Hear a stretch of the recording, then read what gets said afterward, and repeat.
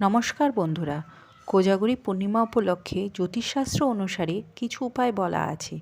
এই উপায়গুলো বিশ্বাস করা হয় দেবী লক্ষ্মীকে তুষ্ট করতে, ধনসম্পদ এবং সৌভাগ্য আকর্ষণ করতে সাহায্য করে।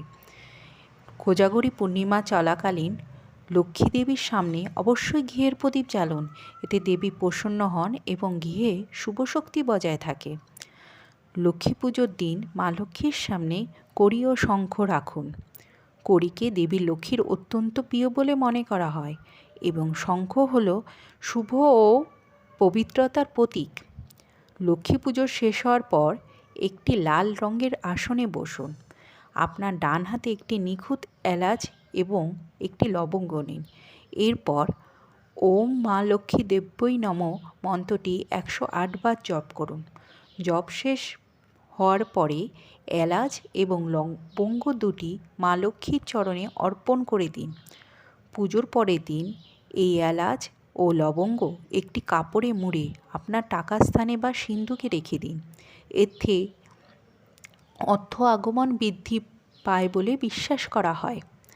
লক্ষ্মী পুজোর দিন একটি লাল কাপড়ে সামান্য ধান, একটি রূপোর মুদ্রা, যদি আপনার কাছে একটি রূপোর মুদ্রা না হয় তাহলে 1 টাকার কয়েন, 7টি পদ্ম বীজ, 5টি লবঙ্গ, কিছু পদ্ম অথবা গোলাপ ফুলের পাপড়ি একসঙ্গে বেঁধে নিন। এই পুটুলিটি সারা রাত মা লক্ষ্মীর চরণে রেখে দিন। পরের দিন সেই পুটুলিটি তুলে আপনার টাকার জায়গায় রাখুন। শারদা পূর্ণিমার রাত্রে চাঁদের আলো একটি পাত্রে পায়েস রেখে দিন, তবে অবশ্যই একটি পাতলা কাপড় দিয়ে পায়েসটিকে ঢেকে দেবেন যাতে কোনো পোকামাকড় না পড়ে। মনে করা হয় এই চাঁদের আলোতে পায়েস পড়ে খেলে সংসারে অর্থকষ্ট দূর হয় এবং মনোবাসনা পূরণ হয়। লক্ষ্মী পুজোর দিন বাড়িতে তুলসী গাছ আনতে পারেন, যদি না থাকে তো। এই দিন তুলসী গাছে নিয়মিত পুজো করলে অর্থকষ্ট দূর হয়। তুলসীকে নারায়ণের রূপে মনে করা হয়, তাই সৌভাগ্য নিয়ে আসে বলে বিশ্বাস করা হয়। লক্ষ্মী পুজোর সময় দেবীর বেদির আশেপাশে কিছু কয়েন বা মুদ্রা রাখুন। এই দিন অনেকেই সোনা বা রূপোর গয়না মার কাছে রাখেন, এতে সংসারে আরও বেশি অর্থাগমের পথ খুলে যায়। আপনাদের আরও বলবো, কোজাগরী লক্ষ্মী পূর্ণিমার দিন দেবী লক্ষ্মীকে তুষ্ট করে ধন সম্পদ বৃদ্ধির জন্য আরও কী করতে পারেন। ধন সম্পদ বৃদ্ধির জন্য দেবী লক্ষ্মীর অত্যন্ত প্রিয় ফুল হলো পদ্ম ফুল, তাই পুজোর সময় অবশ্যই পদ্ম ফুল অর্পণ করুন।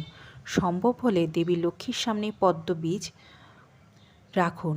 এটি দেবীর কাছে সম্পদ ও বংশবৃদ্ধির জন্য শুভ বলে মনে করা হয়। পুজোর পরে পদ্ম বীজগুলি একটি লাল বা হলুদ কাপড়ে মুড়ে সিন্ধুকে রেখে দিন। কোজাগরী পুজোর দিন সন্ধ্যার সময় আপনার বাড়ির সদর দরজার দুপাশে একটি করে ঘিয়ের প্রদীপ জ্বালুন। দেবী লক্ষ্মী নিশীথ রাতে মর্তে আসেন। এই প্রদীপ দেবীকে আপনার গৃহের প্রবেশপথ দেখায় এবং তার আশীর্বাদ আকর্ষণ করে। শরৎ পূর্ণিমা রাতে চাঁদের আলোয় একটি পাত্রে গাওয়া ঘি রেখে দিন। বিশ্বাস করা হয় এই ঘি চাঁদের 16 কলার শক্তি শোষণ করে।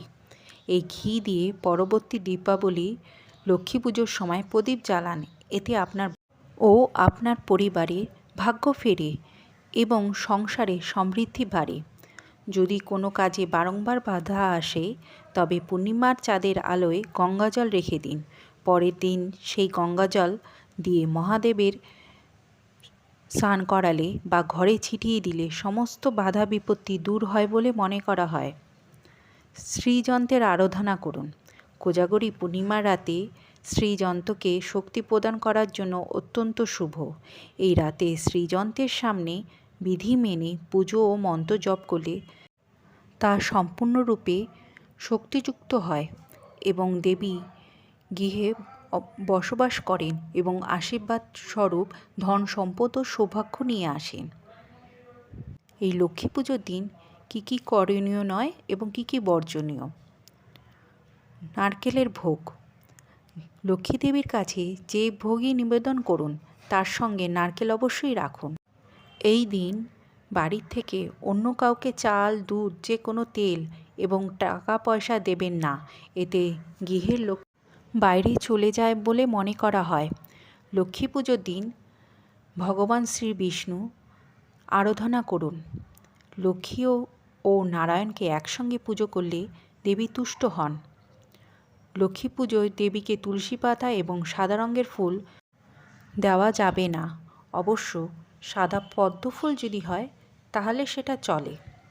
চালের গুঁড়ো বা আটা দিয়ে লক্ষ্মীর পায়ের ছাপ এঁকে দেবী লক্ষ্মীকে গৃহে স্বাগত জানান। লক্ষ্মী পুজোয় লোহার তৈরি কোনো বাসন ব্যবহার করা উচিত নয়। প্রচলিত বিশ্বাস অনুযায়ী দেবী এই রাতে মা লক্ষ্মী মর্তে এসে দেখেন কে জেগে আছে, তাই রাতে জেগে তার আরাধনা করুন। এই দিন বাড়িতে কোনো প্রকার ঝগড়াঝাটি বা অশান্তি করবেন না, এতে মা লক্ষ্মী অত্যন্ত রুষ্ট হন এবং সেই গৃহ ত্যাগ করেন। মনে রাখবেন বন্ধুরা, যে কোনো জ্যোতিষ উপায় ফল নির্ভর করে আপনার বিশ্বাস, ভক্তি ও শুদ্ধাচারের উপর। শুদ্ধ মন ও নিষ্ঠা সহকারে এই উপায়গুলো পালন করুন, দেখবেন অবশ্যই মা লক্ষ্মীর কৃপা আপনাদের উপর বর্ষিত হবে। জয় মা লক্ষ্মী।